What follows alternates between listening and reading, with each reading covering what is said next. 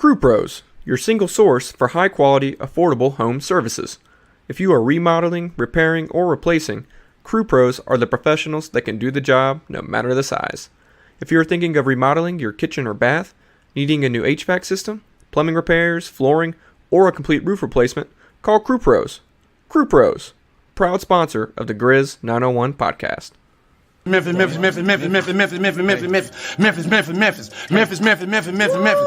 Memphis. Everywhere we go, it's Memphis. Memphis, Tennessee, the beautiful land in the world.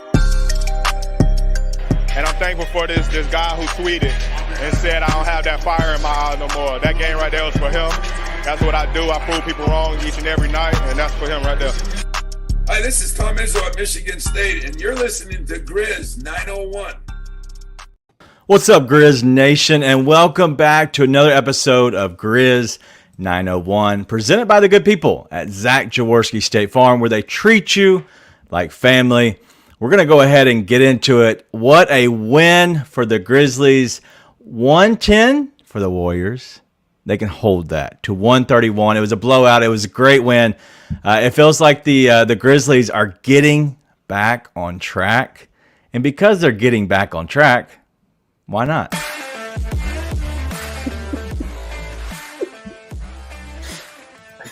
All right, we got to bring in our guy. What's up, Ryan? Feeling great. After what we've been through for the past week, it is nice to, for one game, beat up on your rival. Or maybe quote-unquote rival. I don't know how you feel about it. It's a budding rivalry, but the Grizzlies have never won. Do they not understand that there's more than just last year? Yes. Like, I know that the play-in is not like to Reggie Miller. Maybe he doesn't remember because he didn't have the play-in. But they literally put them out in the play-in. Just give them a little credit. I don't care if you don't know. I don't know. Do better. Yeah, there's no other team that gets the Warriors to do what they do against the Grizzlies, right? Right. Like Steph Curry doesn't talk trash to anybody else. No. The Grizzlies. Klay Thompson doesn't talk to other teams. Well, maybe the Celtics, but they only do this kind of stuff against the Grizzlies. So I guess the only reason we have rivalries is they beat each other in conference finals. Like, if that were the case, then we would never have rivalries. It's so stupid. Yeah. It's absolutely dumb. What I don't care what you call it. Like, call it just good fun. I don't care. But I will say that it is a rivalry. Just for the simple fact that it's a game that you get up for more than normal, and the Grizzlies winning this one by a big number right here, right? 21 points. That's a big win for the Grizzlies. And obviously they had that great first quarter, 48 points, and then the bench allowed all that to kind of come back. You did see an adjustment out of Taylor Jenkins where he shortened the bench. Like, you go to David Roddy and you go to Zaire, and then you don't in the second half. Like, he shortened it up to eight people. So I will give him his credit on that one. And I will say that Taylor Jenkins outcoached Steve Kerr tonight, right? I know Taylor Jenkins get beaten up a lot, but the simple fact that he made some adjustments, and it looked like Steve Kerr, I don't know what he was doing, but it looked like there weren't many adjustments in that area. So I just think that it was a great game all around for the coaching, but also the players. Yeah, I think he screwed up. Like, if he looks back at it, which obviously he will, they wouldn't start small, right? Yeah. Now, I don't know how often that they do that. Like, I haven't pay attention closely to them recently. So neither has Reggie Miller. So we're in the same boat. Pay me, TNT, because I'll do just the same. But like, DiVincenzo, I don't think usually starts, and he started with Poole, Clay, Steph, and they were terrible. And I think he would go back and do that again and go with Looney, obviously, because it was kind of like the Grizzlies got hot early because there was just no defense starting from the Warriors because they thought they're just going to be able to space the Grizzlies out and bomb them from three or hit a layup. And the Grizzlies got confident and caught on fire, and it just never stopped. And so I think if Steve had to go back, he wouldn't start small. I think he screwed up at the beginning of the game doing that. Yeah. Well, the Grizzlies got out to a big lead, 48-28 after the end of the first. And honestly, like, transparency involved, I had an old man's basketball game, and so I wasn't even watching the first quarter, right? So I'm literally at some point down towards the end of my game, we have a timeout, and I pull up my phone, and I'm like, good God, what's happening? Like, I'm missing this, and it's pissing me off. And then by the time that my game ends, we're at 59-77 at half. So I missed a lot of the terrible basketball that happened probably early in the second quarter. Seeing the first half, let's go ahead and get into that a little bit, because I know enough. I went back and watched a little bit of it, but at what point, like, I had only so much time during the halftime episode, or whatever you call it, halftime. Bring us up a little bit on the first half. Like, bring me in the loop, because I missed a lot of what happened. Well, I just think, like, Jaren started off, they just didn't know who to guard. Like, they were switching who they were guarding in multiple possessions to begin the game. Like, DiVincenzo, I think, started out on Jaren, and Jaren didn't take him to the post, but he hit a three. And so they switched Draymond, and then they went to Tillman in the post against DiVincenzo. Like, they just didn't know what to do with that lineup, and the Grizzlies were just on fire, which is, they were kind of due, right? After, the Lakers game and, previous games, they weren't shooting well. Like, they had moments, like the Clippers 51-point quarter, but since then they haven't just shot the ball really well, and this was just their night. Like, coming off that road trip, all the stuff that's going on, you're back home.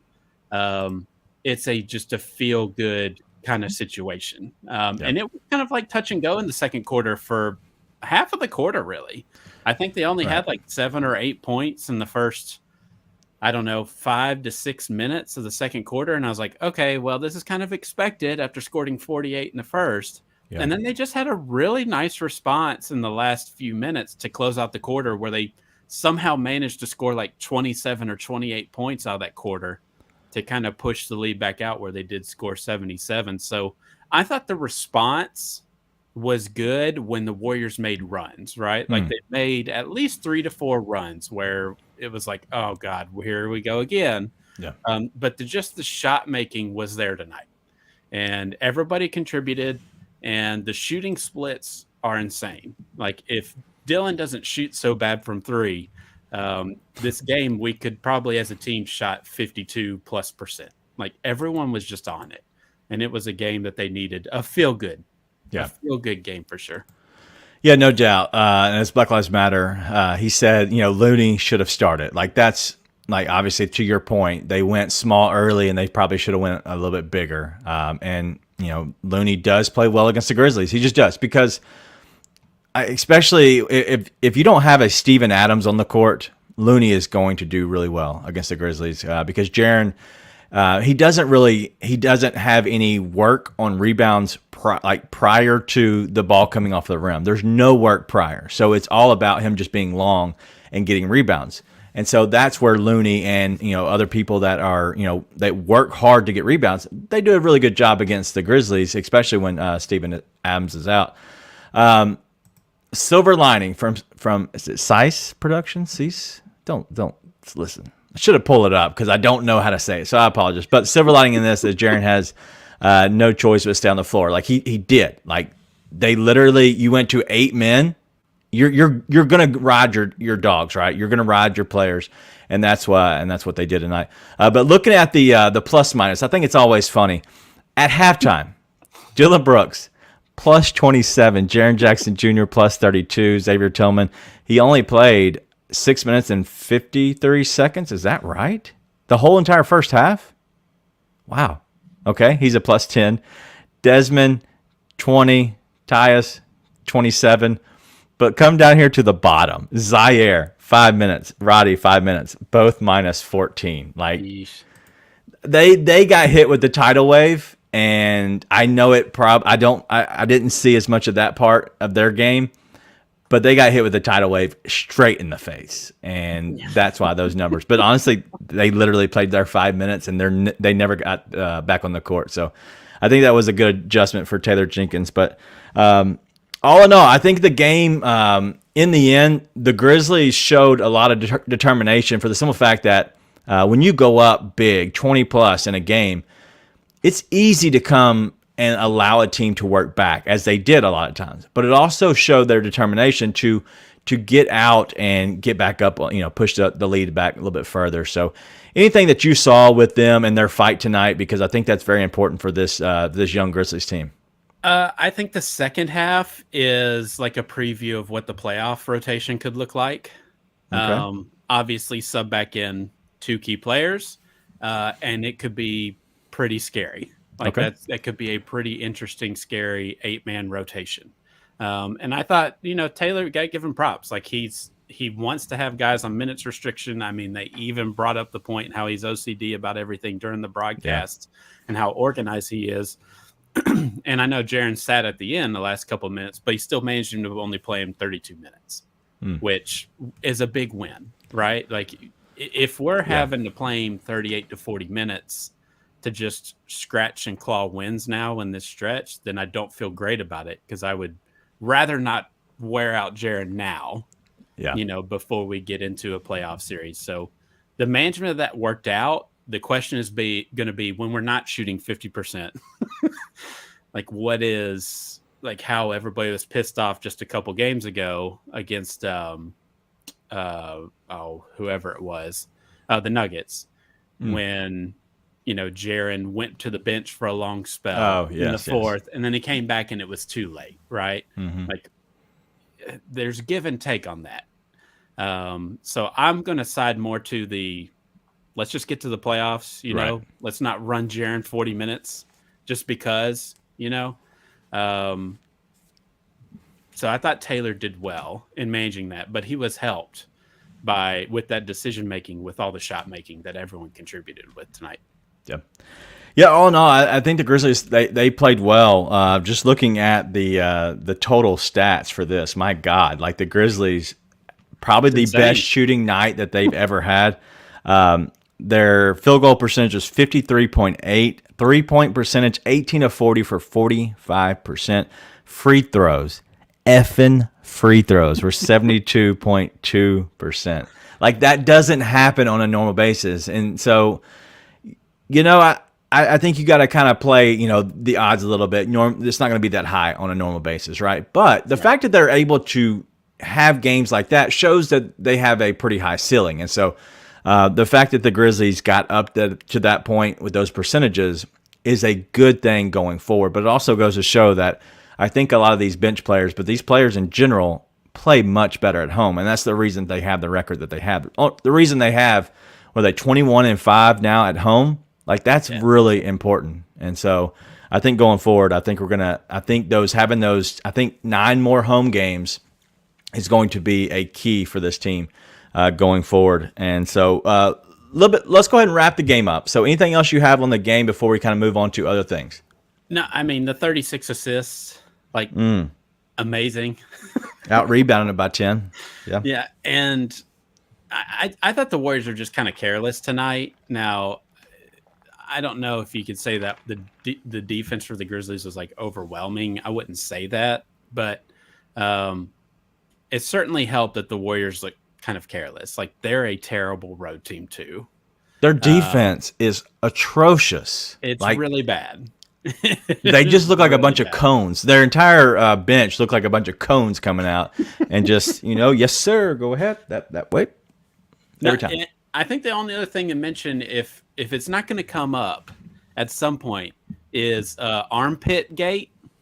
Did Dylan Brooks taste Draymond's armpit, or was it just like a graze? Like what was going on there? What was the action going around? Because I didn't see Dylan like licking his lips or anything, like but he got a taste though.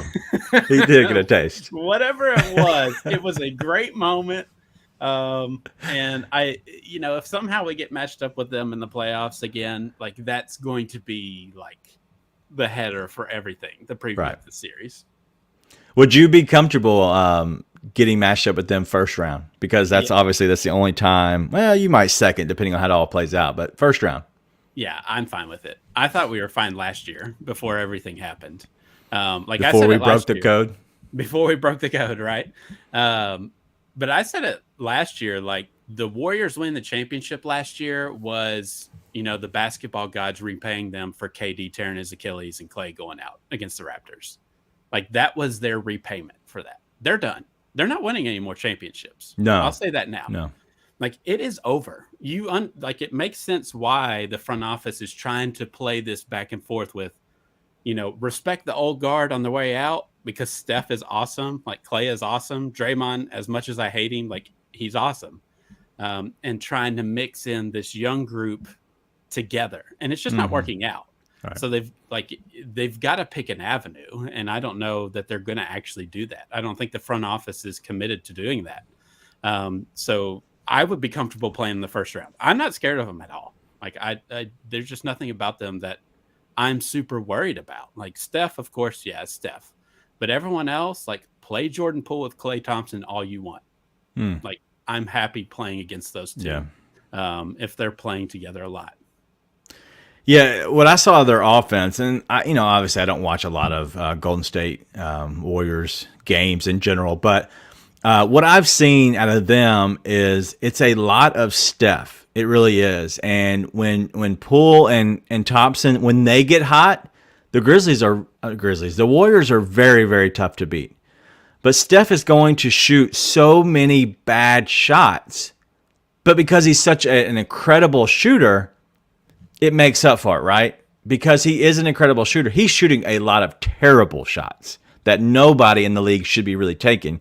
But because he's Steph Curry and because he is incredible, a lot of times they go in. So you can't hate him for that. But there is no offense, no movement. There's not much action to them besides just Steph. And if you get somebody else that gets hot in the game, they can beat you. But I am not scared of a team like Golden State. I don't know. I'm just not at all. There's nothing that worries me about them at all because they have nothing to contend with Jaren Jackson Jr. And if Steve-O is there, I think that just that kills the whole Kevon Looney thing. I'm going to be fair to the Warriors because there's a ton of movement in that offense. There's just some, interesting shot selection, especially from Jordan Poole. Like, there's fluid motion, right? The movement, yes. I probably shouldn't have said that. But what there isn't, there's an Andre Iguodala who will not – he shoots, okay? He's just doing cardio, right? He's not actually going to make one. Like, that's just all – it's all false. He's not actually going to make one of those shots he's taking. Draymond Green does not want to shoot. That's two of the guys that they're trying to play in their rotation that aren't a shooter at all. And so their game is predicated around Steph, but it also, it is the ball movement. Yes, I shouldn't have said that. But there's not much else that's happening there because Steph is, he's not dishing the ball like he used to back in the old days. I just think that, it's not a big deal. And to answer your question, if the Warriors won game one, be absolutely it's not, dude. It's really not. It's not. The Warriors are not good. They're just not. And they're never going to win another championship, as you said. So take the L, go home. You probably don't live in Golden State, but you can probably go back to somewhere else where you might live. So take that L, Giants for life. All right. That's my mom. Oh, I apologize, Miss Meadows. All right, so let's go ahead and let's look at a little bit of the standings. And I kind of want to take a peek into the standings a little bit because I think that's important for people to kind of see. As I said earlier, the Grizzlies are, I said 21-5. I apologize. 27-5 at home, 12-21 on the road, which is the issue in itself, right? But the Grizzlies are now half a game up on Sacramento, who's playing currently. We're recording this obviously right after the game, so if you're hearing this the next morning, you actually know if they won or lost. We do not. But I will say that either way, I feel comfortable in the Grizzlies keeping the 2 seed. Now, you have said the opposite. What say you, Ryan? Just so you are aware, it's RD Meadows 11 on Twitter. Oh, sorry. Was I supposed to put that on there? No, I just want people to know who's saying this, not me. Oh, okay. I'm the one saying 2 seed. You're saying whatever seed. No, I think obviously with the news of Steven Adams is put off another month. It's probably not going to be playoffs that he's back. Ja's at minimum 4 games more. Who knows how long that's going to actually be because this front office is very mysterious about all this stuff for some reason. I think they're probably going to stay in the 3 now. Like they just have not been a team that has looked like tonight, right? Like they don't shoot 50% from the floor. They are a team that is a very poor shooting team. And like if they just shoot league average, that's when they're awesome. Literally, they just have to shoot a little bit above league average, and they're almost unbeatable.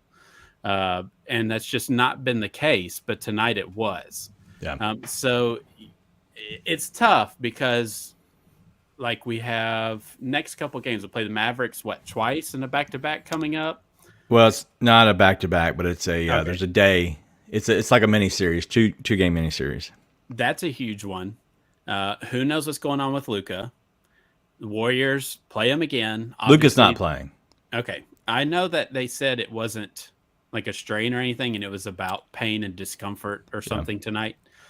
You've got the Heat, who are trying to stick, to get out of the play-in in the East. I mean, we get the Spurs. Luckily, we get the Rockets a couple more times. But, there's just nothing about it that says, this team, if they go 500 the rest of the way, like the Kings are going to have to do the same thing or be a little worse. And I think the Kings are they're lucky with their injury stuff right now, right? Like they're one of the few teams in the West that's whole.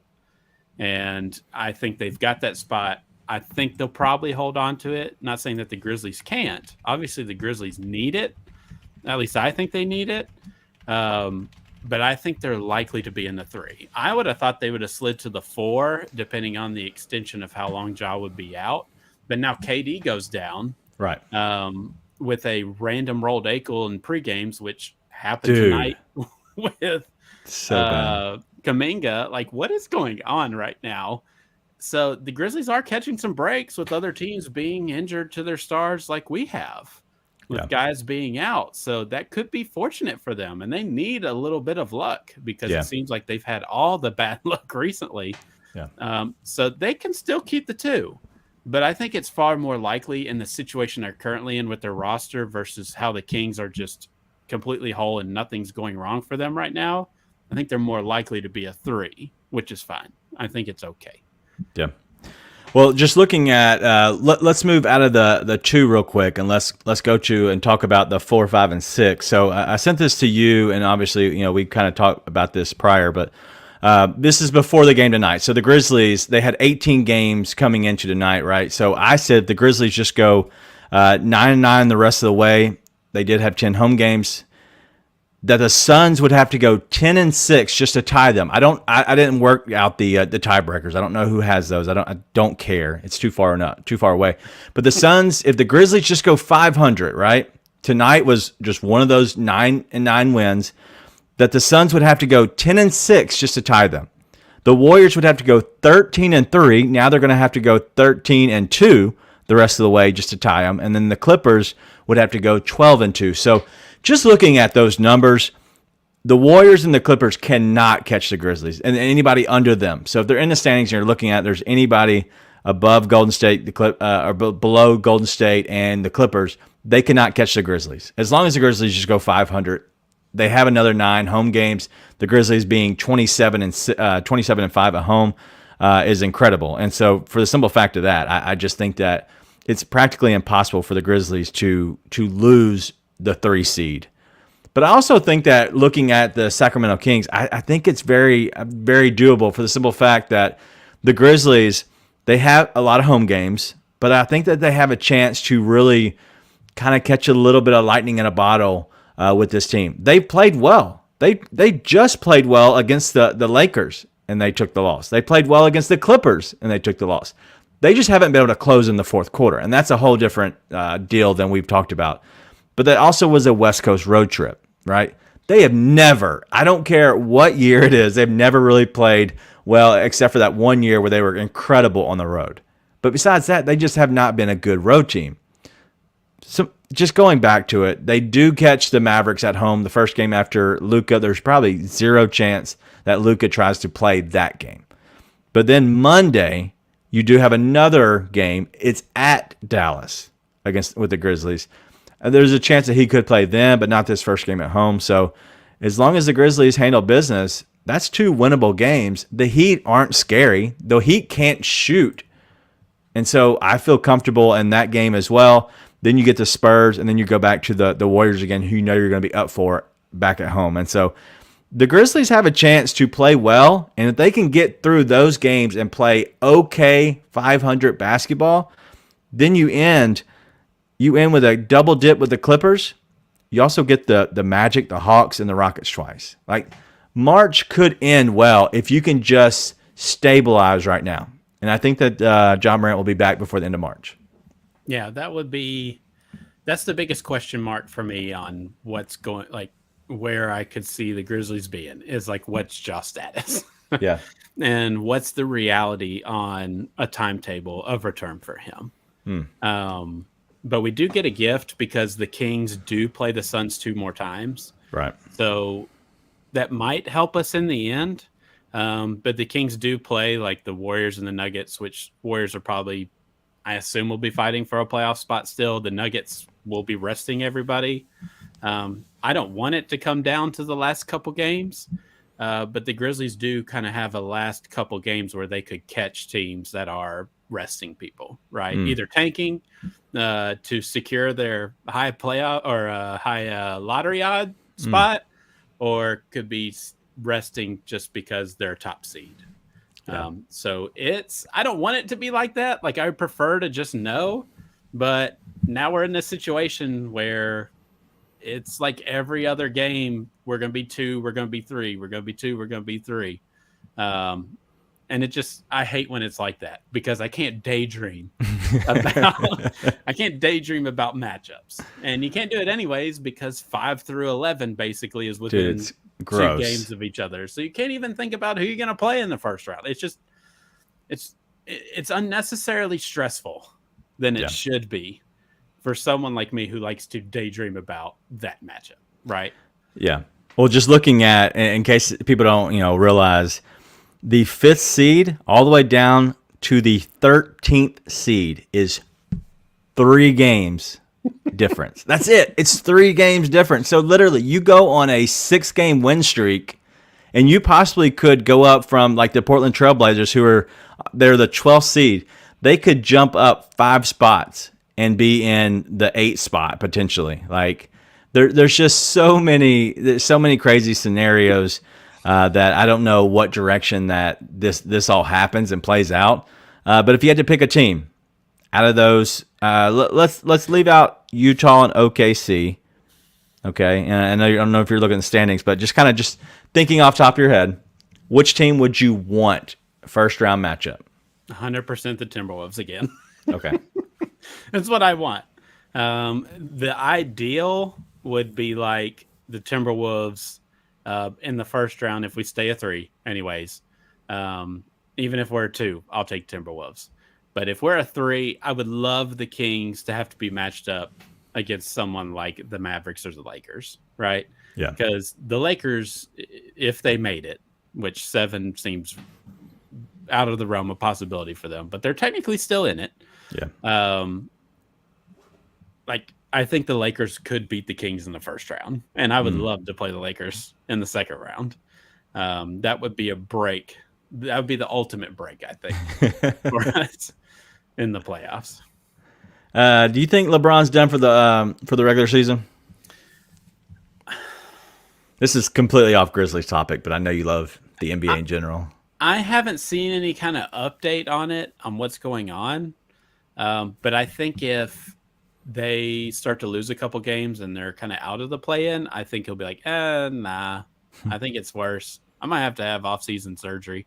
There's no way he's dipping out. There's no way. He's too old. What's he got? He only got so many more seasons left. Bronny ain't going to come and, I guess save his career. I guess that, but you're talking about LeBron, who's one of the biggest image superstars that we've ever had, right?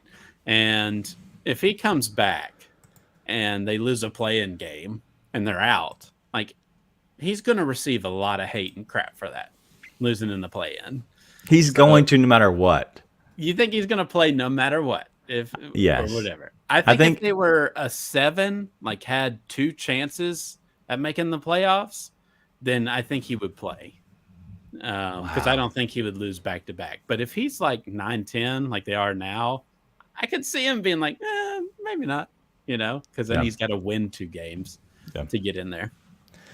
I would be shocked, to say the least, if LeBron didn't come back. But we're going to hit a little bit on Ja Morant as well as Steven Adams and talk about kind of their status, because I think it's important, because I have my thoughts on both. I know the front office is being very coy with all of this, and they're kind of holding all their information close to the vest. But I have some thoughts mainly on Ja Morant, but I also have some thoughts on what happened with Steven Adams, because obviously he was on 5-on-5, right? And so all of a sudden now he has a big setback that nobody saw coming. And so he was playing, but now he's not. So I have my thoughts on that as well. So, but before we get there, we're going to give a shout out to our presenting sponsor, and that is Zach Jaworski State Farm.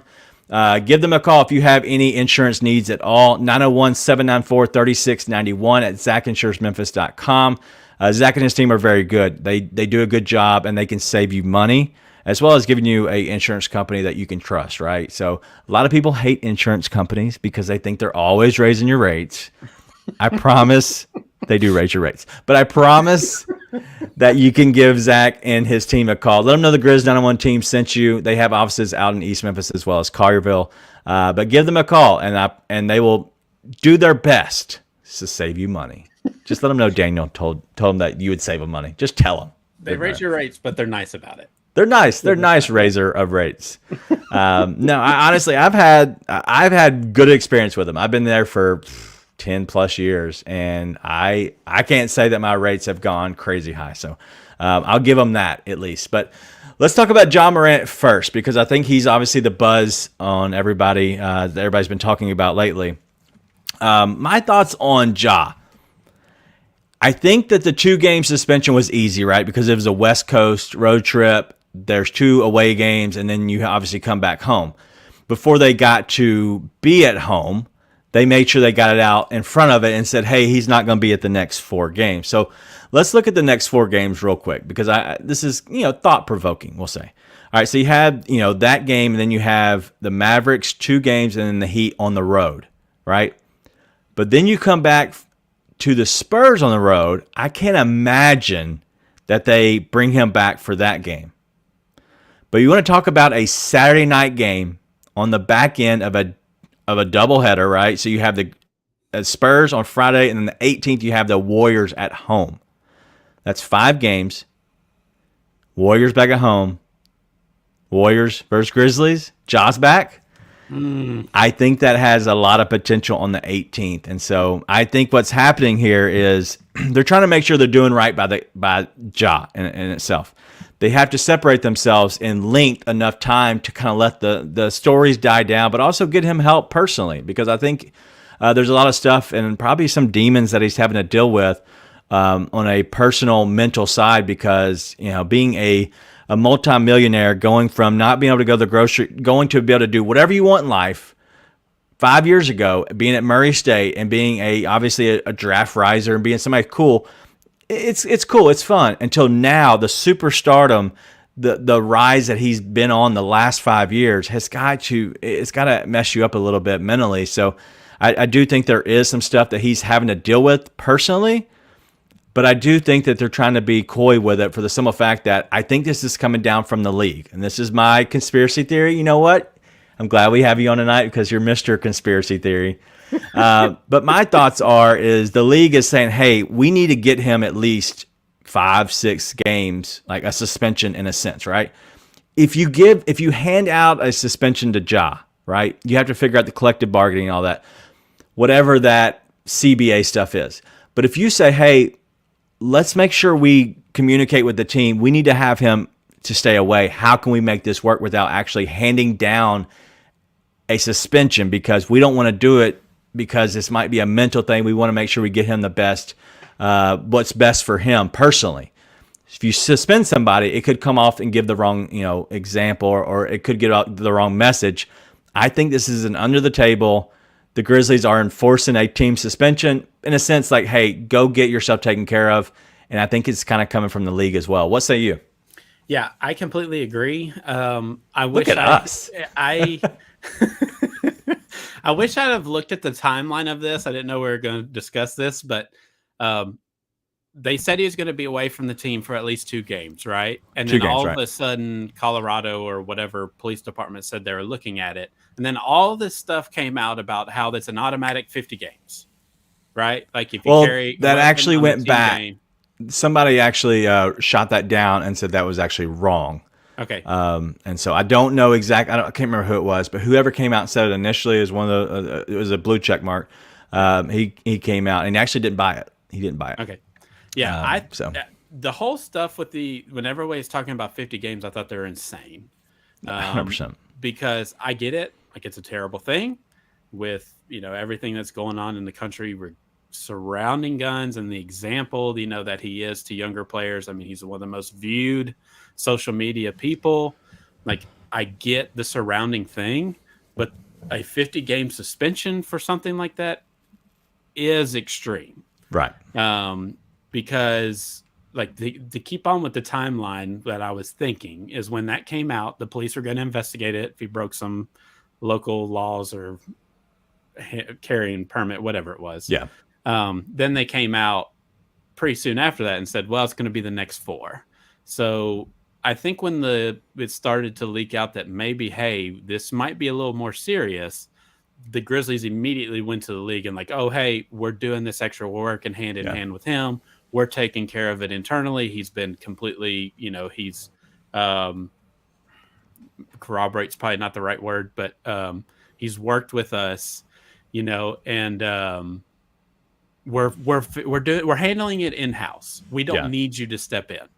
So I guess it'll be like 6 games, 6 or 7, which I listened to the Low Post, which is Zach Lowe, which is about the only thing from ESPN that I listen to. And I believe he had an episode with Tim McMahon, I believe, who I think does something with the Mavericks. And I think he gave examples of previous gun related incidences, and like Raymond Felton had a gun outside a club or something like that, and he got 4 games. Steven Jackson shot a gun. He got like 7 games and got 7. And that was during the David Stern era, which David Stern didn't play. Everybody was like, oh, David Stern would take care of this right away. He slapped Ja with a big suspension. He gave Steven Jackson 7 games. Yeah. So that's Steven Jackson. Was he going to give one of the biggest stars in the NBA, right? So I thought, 2 might have been a little light, but then when they came out, it's going to be additional 4. It's like, okay, that seems league influenced where they're like, don't actually come in here and try to we're going to make it an extra 4, right? They probably made a suggestion to the Grizzlies. The Grizzlies, maybe kind of a back and forth, like a bartering kind of thing. He needs to be out 8. How about 4 more? Even 6. How about that? But that's the biggest thing. Like, we just haven't heard a for sure date.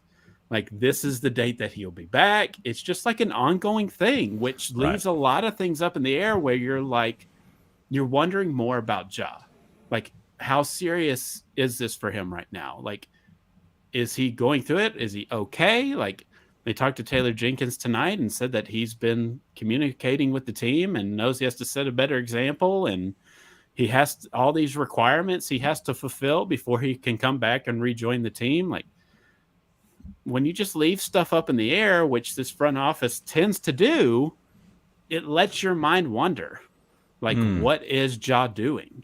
Like, is Ja all right? Like, we just need a status report, right? Like, maybe the dude does just need a break, but it would nice to have a status report. Like, he's in good spirits. Yeah, but that's his business. Well. Like, that's his business. All right, so real quick, Black Lives Matter. You don't have to say what he's doing. You just be like, he's fine. He's in good spirits. He's working to get back. We expect him to be back March 18th. No, listen, I like it when they're coy. I think it's funny. I think it's great. It pisses people off. I think it's great because the simple fact is you can't paint them into a corner because we didn't say that. We didn't say anything. And so real quick, Black Lives Matter said said he got a text from Ja after the game saying good win and he misses the teams. And this was a report from DeMichael Cole. So first of all, thank you, Black Lives Matter, for giving us that. But listen, I just looking at all of this in general, I think that 3-3, the night of 3-3, the morning of 3-3, so 3-4, I guess, is when all this happened. But immediately came out next, that on 3-4, and then you're talking about the 4-game suspension, then the 2 games. That's 6, right? You're getting to the 18th is my thought, right? That's where I think it's going to all come out. Potentially, you bring him back against a game on a Friday night against the Spurs away, and he's back with the team. The next night, he's playing with the team. I think that is easy. You're bringing him back to Texas. Do you think they really care about guns in Texas? Are they going to boo him with the Spurs? Do you think the Spurs fans are going to be upset that he had a gun at a club? They're like, hey, we had a gun over here doing do-si-do in the local country club. That's just literally what's happening. They don't care about guns. They all have guns. Yeah, they've got guns on one hip and churros on the other. Churros. Wow. Yes, I think that it works out like that, and I think that you can be coy with it for the simple fact that there's no reason to say anything and do anything. I will say that I have a source that has said that there has been no action at his house. They don't believe that he or anyone else is at home at the 12th Kripsky. I don't know what that means, but that's just what I was told. Is there's been no movement at the house. So he's probably not there. I don't know what that means for the simple fact that did he go off to a private island? You probably can't do that because then you're flying, and that's unless you took a private jet. Whatever. I don't care where he goes. He can be in a bunker. He can be in his bedroom. I just want to make sure that he's getting the right treatment for what he wants to. And honestly, is it that crazy what he did? No.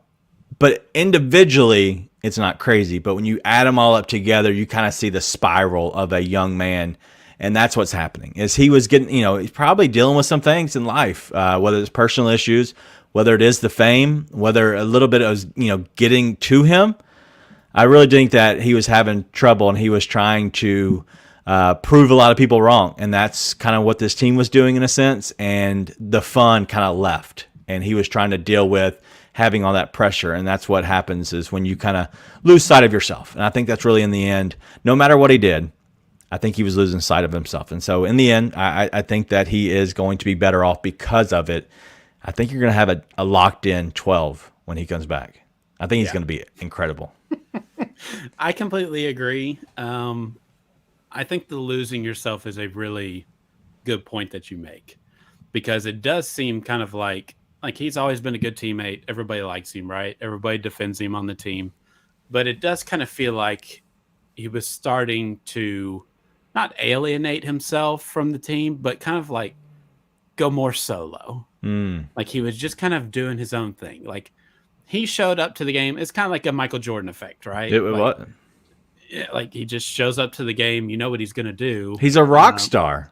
And it kind of feels like, yes, the circumstances of what happened for him to have to go away are not good, right? No. They're bad and non-excusable.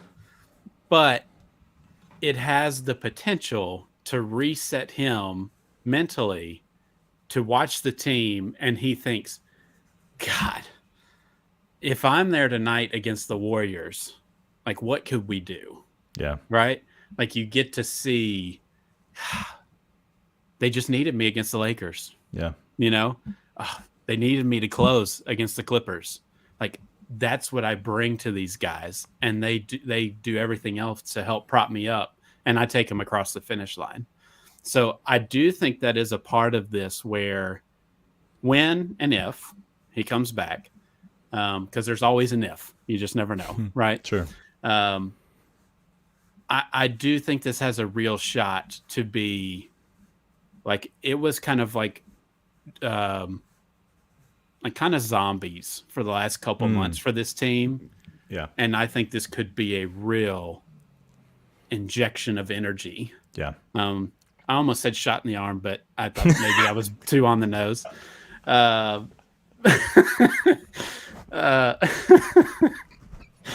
But I do really think this could propel this team to, even if they're a 3 seed, like they're scary in the playoffs. They are.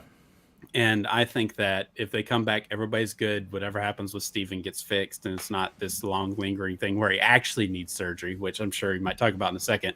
I think they could make the Western Conference still, like the finals. Like I'm not afraid of that at all. Yeah. Well, let's speak of Steve-O real quick. The whole timeline, everybody kind of understands about Steven Adams. He was supposed to be out, 3 to 5 weeks, right? And then all of a sudden we're in the 6th week. And I just, everybody's wondering, like, what's happening? Like, is there a setback? They're interviewing Taylor Jenkins. There's not been a setback as far as I'm concerned. I don't know. Whatever. Well, I think, and this is me putting on my tinfoil hat, my conspiracy theory of not knowing anything besides just listening and reading the tea leaves, and knowing a little bit about injuries. I don't know tons. I don't want to. Thankfully, I've never really had anything really terrible in my life happen. But I will say that seeing a little bit of what has kind of happened in the timeline of what he was doing is he was ramping up to get back in his training, right? And so he's getting back, and they have it set where he's going to be back for this 5th week, right? Well, he's back. He's ramping up his training and his 5-on-5, and he's getting back to where he has to get back in basketball shape, right? Because it's not the same as just regular shape. I have a dad bod shape. You got a dad bod shape. He has a Steven Adams Aquaman shape. That's not the same. He needs to have Aquaman basketball shape. He didn't have that yet, so that's the reason he's trying to get back to it. He's not limping even now. What happened is, in my theory, is they go back in and relook at it, right? They go back and look at that tendon and what's in there and make sure, is it fully healthy? You've done the training. You feel good. You feel like you can get back out there, but is it fully healthy? And I think what they found is it wasn't fully healthy. It's not that he can't go out and play basketball. He probably could. And you know what? It might be 50-50 whether he actually hurts himself again. But you can't be 50-50 or whatever percentage unless you are 100 when you're coming off an injury like that. And so I think that, yes, they do need him on this team, but I also think his health and a big man, a 7-footer, is much more important. And so I think what happened is the doctors went back and looked at his injury and just made sure that it was fully healed, and they did not think it was fully healed. And at that point, you go get the stem cell injection, because what that does is that goes in there and kind of bonds and does all nerdy stuff in there, and like human stuff, like real cool stuff. And it makes your bones and your tendons better, and it makes you like Aquaman, if you know what I mean. So that's pretty much what they're hoping happens. And honestly, they could revisit it in 2 weeks, which they probably will every 2 weeks. And if it's starting to show realization, I think you're going to get another update out of that at some point, that he is healing properly, and we're looking to bring him back by the playoffs. I think you're going to have that come back from the close to the vest front office. Yeah. My question was just going to be, to add on to that, is this decision to do the stem cell, because they didn't maybe love it exactly, based on the recent play of Xavier Tillman? Like, if Xavier Tillman hasn't been so steady for them, and Steven Adams, in his spot, do they feel like they can afford to push Steven off just a little bit, so to make sure it's completely, fully healthy for the playoffs, instead of, like you said, being 50-50 for the next couple weeks just to kind of get across the finish line, right? So I'm just curious if you thought any of this was, maybe they were able, the luxury to push it off because of the way Tillman has been playing for them recently. Xavier Tillman, the luxury. Who would have thought? Nobody would have ever thought that having Xavier Tillman is a luxury. Mr. G League, yes, come on. This is crazy. Hey, listen, he's playing out of his mind. He's playing well. He's playing within his role. He's very important. Like, literally, he has, I think, is $1.4 or something like that $1 million. I'm not sure if it's a team option or if it's part of his contract for next season. Crazy good value. And shout out to Brandon Clark for having a contract next year, because he could not have a contract and be hurt with an Achilles injury. So good on that, all that. But to answer your question, I think that I don't think that the front office or medical team care, honestly, about the on-court stuff. I really don't. And I could be wrong, and I've been wrong, many times in my life. But I just don't think that they care too much, for the simple fact that I think that, yes, if they lose every game, that sucks. But there's a good enough team on the court that they're going to be okay. Worst case, they do fall down to 2, 3, 4, 5, 6, whatever. They're still making the playoffs. If they can get back a healthy Steven Adams for the playoffs, that's kind of really what you want in a sense. I don't think these regular season games matter that much, in all honesty. There's probably, 6 to 8 teams that really are fighting tooth and nail every night.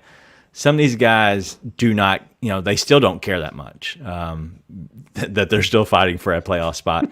And so I think that this front office sees that there's a potential for Steven to be fully healthy, but they just signed him to another 2-year extension, right? So they need him more than just this year.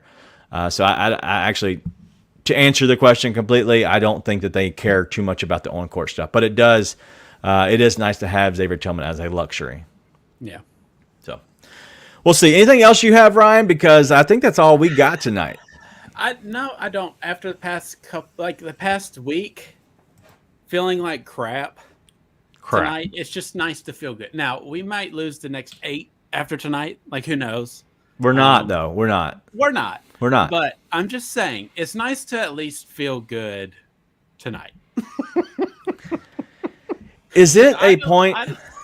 Is it a point when you're a Grizzlies fan that you got to be careful, right? There's a line out there. You can't cross it, of just completely just shoving it in the Golden State Warriors fans' faces. Like when you win, like doesn't it feel good just to shove it in their face a little bit? Yes. Or is that petty of us? We're petty, so I guess that's not. Like, look, we beat you, right? Without Steve-O, Ja, Brandon Clark, like Santi murdered you.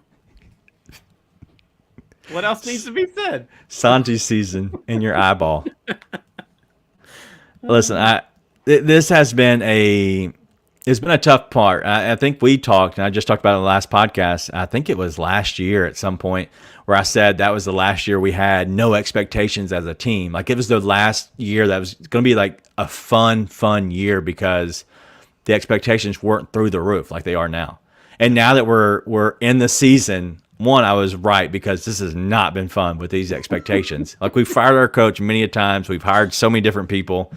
And I look at the other fan bases and I'm looking through Twitter and they've fired Steve Kerr 45,000 times as well tonight, just in this game. And so I see what's going on in other fan bases and I'm like, God, dog, like this is like, we are living on the edge as a fan. Like Grizzlies, Warriors, all these fans, they're just living on every game. And it's just, that's not healthy. And it's not healthy for any of us. It's been bad. We're finally in the conversation to be like that. After, the past couple of years. Like even when we had the run with, Conley, Gasol, Zebo, it didn't really feel like that. Now, maybe social media probably wasn't as extreme as it is now. No. But like we just haven't been part of that conversation where we can get pissed off every game, right? Like it's not the Charlotte Hornets where every night you're going to be ass. Like you just know. Yeah. Like this expectation is to win. And if you don't win every night, like I think that's a good place to be when there's an expectation for you to win every night. It's not realistic. It's not healthy and unrealistic, but it's a lot better than being like, well, if we lose the next 6 of 8, we'll have a 4% more chance of being a top 5 pick. Like it's a lot better than that. This is true. Well, I don't know. Healthy and rough, but it's nice to actually be in a conversation where there is an expectation where we could win every game. I'm just happy I don't have to get the text messages from you about all these players that are barely 19, Bro, it's and breaking my heart. they're gonna be on the Grizzlies, and you think you want them to draft? Like, come on, I'm so tired of that. Bro, Like, I'm breaking my heart. we're gonna be in the 20s again drafting, thankfully. Breaks my heart. I don't have to hear you talk too much about the draft, but real quick though, to give a little shout out to you and the free basketball team. The last podcast y'all just put out obviously was good, but also the NCAA March Madness. We are going to present 2 episodes.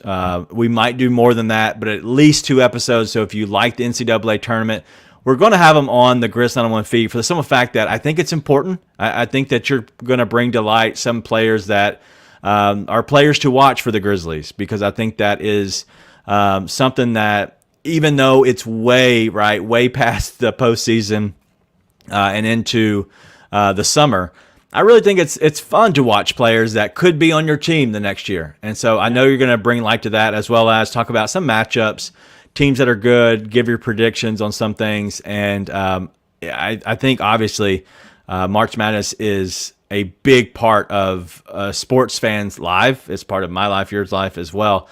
But you're going to have at least 2 episodes. We're not sure exactly how it's going to play out, because there is going to be a lot of post-game shows that we're still doing. So we don't want to put too much on the feed, but we want to give you enough content there. That way, if somebody really wants some and hear you talk about it and break it down, as well as some other people, I think it'll be very, very fun in a sense. So anything you're looking to bring with those NCAA podcasts? No, if you've never listened to him before, which I would assume be most people who are in on this show,